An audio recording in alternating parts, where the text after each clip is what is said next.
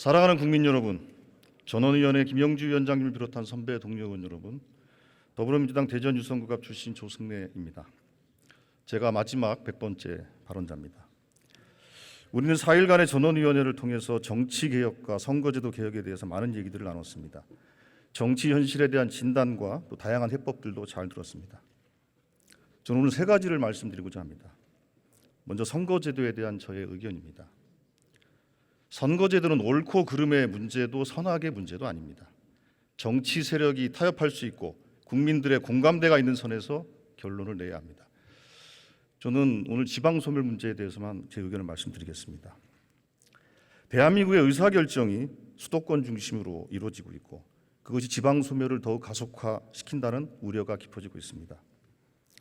저는 이 문제를 해결하기 위해서 광역별 혹은 권역별 최소 의석수 할당이라는 제도를 도입하자고 제안드립니다. 이래야 단순 인구 기준으로 획정되는 문제를 해결할 수 있을 것입니다. 많은 의원들이 명칭은 다르지만 이러한 제도 설계를 말씀하셨다고 생각합니다. 광역별, 권역별로 최소 의석수를 할당한 이후 나머지 의석을 지역구에 배분하는 선거구 획정 방식을 말하는 겁니다. 다음으로 선거제도의 문제가 국회를 어떻게 구성할 것인가의 문제라면 국회를 어떻게 운영해 나갈 것인가에 대해서도 논의를 확장시켜 나가야 합니다. 사실 국민들께서는 소선거구제, 중대선거구제, 권역별 비례대표 사실 이런 문제에 대해서 큰 관심을 갖고 계신 것 같지는 않습니다. 그것보다는 국회가 매일 싸움만 하지 결론을 내지 못하고 있다. 어느 정당이 독주를 하고 있다. 어느 정당은 대안 제시 없이 침대 축구만 하고 있다. 이런 생각들을 갖고 계신 것 같습니다. 국회가 싸움만 하지 결론을 제때 내지 못한다는 불신이 팽배합니다. 우리는 이 문제를 해결하기 위한 정치개혁, 국회 운영체계 개혁도 착수해야 합니다. 예를 들어서 스마트폰을 아이폰에서 갤럭시로 바꿨다고 해서 운영체계를 바꾸지 않으면 그 스마트폰은 작동되지 않습니다.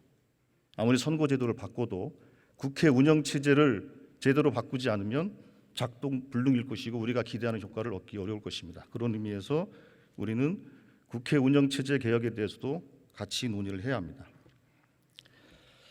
마지막으로 개헌 논의를 함께 진행하자는 제안입니다.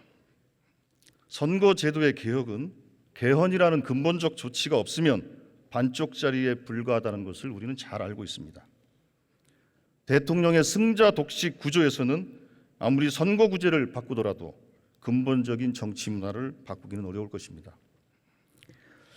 그래서 저는 21대 국회에서 개헌안을 만들고 내년 24년 4월 10일 20일의 총선에서 개헌안 국민투표를 같이 하자는 제안입니다. 저는 이런 과정이 진행된다면 일각에서 얘기하는 것처럼 국회의원 정수 감축이라든지 이런 문제까지도 또 국회의원의 기득권 축소라든지 여러 가지 문제에 대해서도 함께 논의가 가능하다는 생각입니다. 또 대통령 4년 중임제에 대한 합의가 이루어지고 임기 단축을 결단하는 대통령이 있다면 예외적으로 출마를 허용하는 조치도 있을 수 있다고 생각합니다. 예를 들면 윤석열 대통령이 이런 결단을 하면 어떻겠습니까? 이렇게 개헌 논의가 함께 진행돼야 근본적인 정치 개혁으로 갈 수 있습니다. 지난 4일간의 전원위원회 논의를 바탕으로 선거제도 개혁은 물론 일하는 국회를 위한 운영 시스템의 개선, 나아가 개헌을 통한 근본적 정치 개혁에 이르기까지 논의를 확장해 나갈 것을 요청합니다. 우리는 지난 4일간 100분의 토론자가 다양한 의견들을 나눴습니다. 그 과정 속에서 모아진 또 결론들도 있을 것입니다. 그러나 제가 앞서 말씀드린 것처럼 우리가 합의하고 한 발이라도 나아갈 수 있는 그런 안을 우리는 같이 모색했으면 좋겠습니다. 전부 아니면 전무식의 그런 발상이 아니라 단 한 발자국이라도 전진할 수 있는 안을 21대 국회에서 만들어냈으면 합니다. 지난 4일간 국회 토론을 지켜봐 주신 국민 여러분, 김영주 위원장님을 비롯한 선배 동료 의원 여러분 고생하셨습니다. 경청해 주셔서 감사합니다.